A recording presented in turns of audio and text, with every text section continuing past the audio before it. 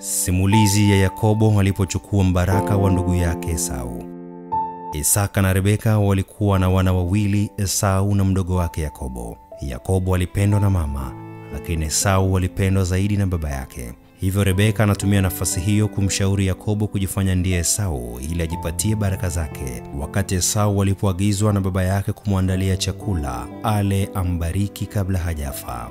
Simulizi hii ni kama ilivyoandikwa kwenye Biblia Takatifu, kitabu cha Mwanzo sura ya 27.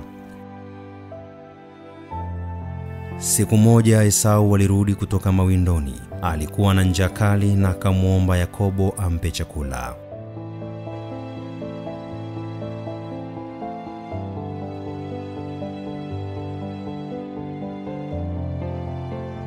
Tafadhali, unipe chakula chekundu nile, kwa kuwa ninazimia mimi. Niuzie kwanza haki yako ya mzaliwa wa kwanza. Tazama, ni karibu kufa. Itanifaa nini haki yangu hii ya uzazi? Uniapie kwanza. Basi Esau akamwapia na kumuuzia Yakobo haki yake ya mzaliwa wa kwanza. Yakobo akampa Esau mkate na chakula cha dengu, naye akala, akanywa, kisha akaondoka, akaenda zake.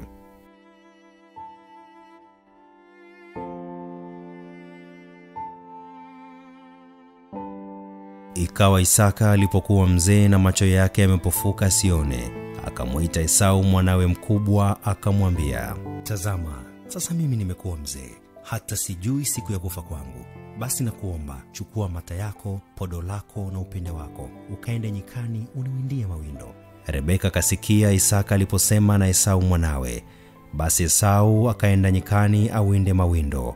Rebeka akamuita Yakobo, akamwambia, angalia, nimemsikia babako akisema na Esau ndugu yako akinena akimwambia, niletee mawindo kanifanyie chakula kitamu ili nile na kubariki mbele za Bwana kabla ya kufa kwangu.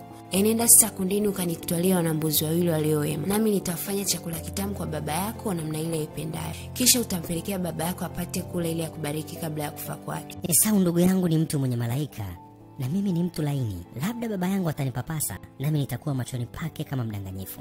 Nami nitaleta juu yangu laana, wala si baraka. Laana yako na iwe juu yangu mwanangu. Uisikie sauti yangu tu, enenda ukaniletea wanambuzi. Yakobo akaenda akawatoa, akamletea mamaye. Kisha Rebeka akatoa mavazi ya Esau mwanawe mkubwa alikuwa nayo nyumbani, akamvika Yakobo mwanawe mdogo, na ngozi za wanambuzi akamvika mikononi na katika ulaini wa shingo yake. Naye akampa Yakobo mwanawe mikononi mwake hicho chakula kitamu na mkate aliofanya. Akaja kwa baba yake. Nani wewe? Mimi ni mwanao Esau, mzaliwa wako wa kwanza. Imekuwaje umepata upesi namna hii mwanangu? Kwa sababu Bwana Mungu wako amenifanikisha. Karibu tafadhali nikupapase mwanangu, nione kwamba wewe ndio mwanangu Esau ama sio. Basi Yakobo akamkaribia Isaka babaye, naye akampapasa, akasema, sauti ni ya Yakobo, lakini mikono ni ya Esau. Wala hakumtambua, kwa maana mikono yake ilikuwa kama mikono ya Esau ndugu yake yenye malaika. Wewe ndiye kweli mwanangu Esau? Mimi ni mwanao Esau, mzaliwa wako wa kwanza. Niletee karibu nami nipate kula mawindo ya mwanangu, ili roho yangu ikubariki. Akamsogezea karibu, naye akala, kisha akamletea mvinyo akanywa. Isaka akambariki Yakobo.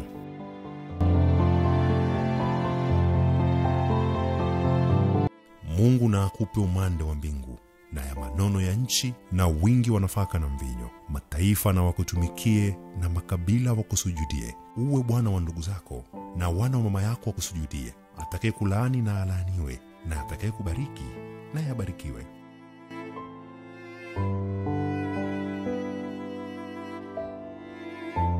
Ikawa Isaka alipokwisha kumbariki Yakobo, na alipokuwa Yakobo ndio kwanza ametoka mbele ya Isaka baba yake, mara Esau ndugu yake akaja kutoka katika kuinda kwake, naye pia amefanya chakula kitamu, akamletea baba yake, akamwambia,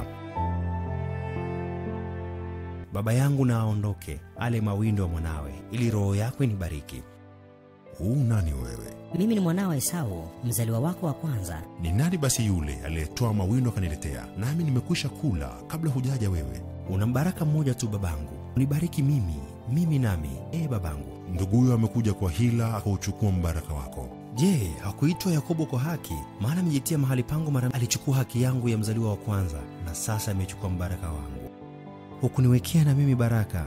Tazama, nimemfanya awe bwana wako, na ndugu zake wote nimempa kuwa watumishi wake. Nikambariki, naam, naye atabarikiwa. Kwa nafaka na mvinyo nimemtegemeza, nami nikufanyie nini sasa mwanangu? Una mbaraka mmoja tu babangu. Unibariki mimi nami. Kwa upanga wewe utaishi, nawe utamtumikia nduguyo, na itakuwa utakapoponyoka utalivunja kongwe lake katika shingo yake.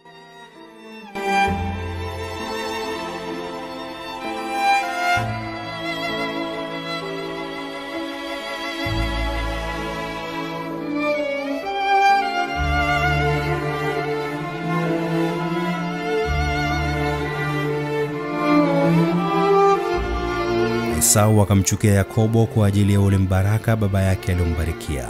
Esau akasema moyoni mwake, siku za kumlilia baba yangu zinakaribia, ndipo nitakapomuua ndugu yangu Yakobo.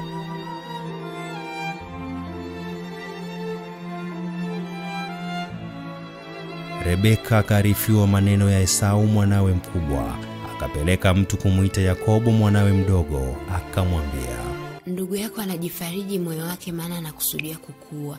Na sasa mwanangu, sikia sauti yangu uondoke. Ikawa baada ya hayo Yakobo akasafiri kuelekea Harani kwa Labani ndugu wa mamaye, ili kuikwepa hasira ya ndugu ya Esau juu yake.